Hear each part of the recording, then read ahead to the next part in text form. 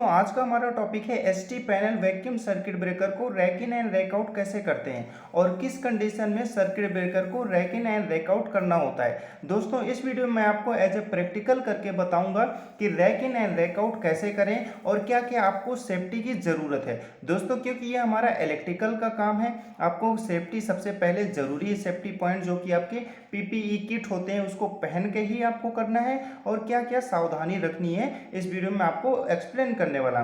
तो दोस्तों अगर आपने आईटीआई डिप्लोमा इलेक्ट्रिकल से कर रखा है तो ये चैनल काफ़ी बेनिफिशियल होने वाला है, तो चैनल को सब्सक्राइब करना एंड शेयर करना ना भूलें।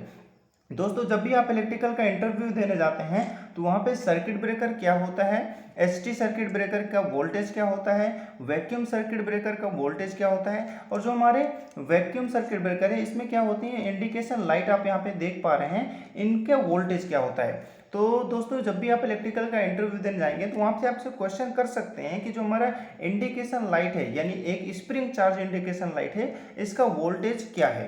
एंड दोस्तों जो हमारा सर्किट ब्रेकर है उसका यूज कितने वोल्टेज पर करते हैं। तो ये वोल्टेज वाला तो आपसे गवर्नमेंट एग्जाम में भी एक क्वेश्चन आता है कि वैक्यूम सर्किट ब्रेकर का यूज कितने वोल्टेज में किया जाता है, तो ये आपको विशेषकर ध्यान देना है। अब सबसे पहले आपको मैं बता देता हूँ कि जो हमारा सर्किट ब्रेकर है वैक्यूम सर्किट ब्रेकर है इसको हम एचटी में ही यूज करते हैं, यानी हाई टेंशन जो लाइन होती है हाई टेंशन में हम क्या करते हैं वैक्यूम सर्किट ब्रेकर का यूज किया जाता है। अब दोस्तों मैं आपको rack in and rack out करने का प्रोसेस बता देता हूँ।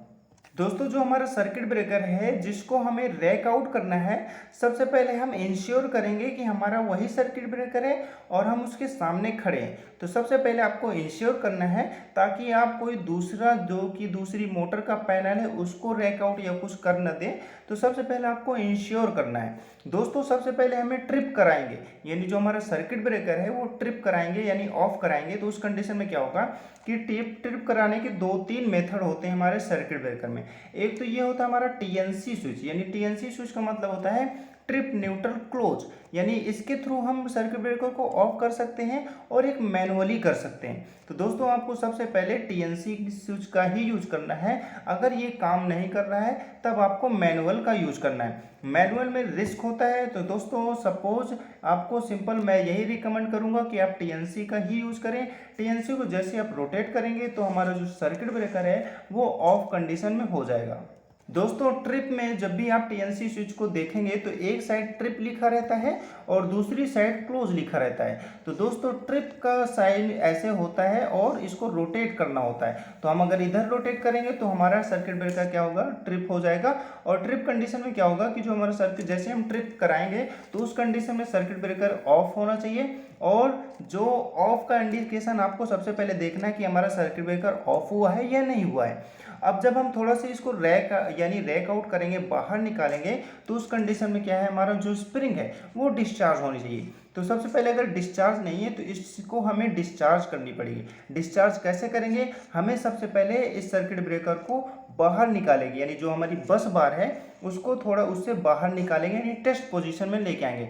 टेस्ट पोजीशन में कैसे लेके आएंगे, हमारे पास एक हैंडल होता है उसमें यहाँ पे लिखा हुआ रैक आउट, इधर से रैक इन। तो हमें रैक आउट करना है तो हमें इधर ऐसे रोटेट कराना पड़ेगा, ऐसे रोटेट कराएंगे ये थोड़ा बाहर आएगा। और जब भी थोड़ा वो टेस्ट यानी गेट के पास आ जाएगा तो उस कंडीशन में क्या करेंगे, यहाँ पे हम क्या करेंगे बट वापस से ट्रिप क्लोज करेंगे। क्लोज कराने के बाद वापस से हमें ट्रिप करना होगा तो हमारी जो स्प्रिंग है वो डिस्चार्ज हो जाएगी। यहाँ पे आप देख पा रहे हैं कि यहाँ पे अभी डिस्चार्ज है और ऑफ कंडीशन में।